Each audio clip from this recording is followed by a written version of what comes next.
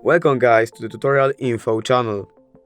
In front of me is OPPO A60 and in this video I'm going to show you how to improve audio recording quality using Dolby On app on this device. Alright, so firstly to do this we have to open our Play Store to get Dolby On from here. Now we can install the app.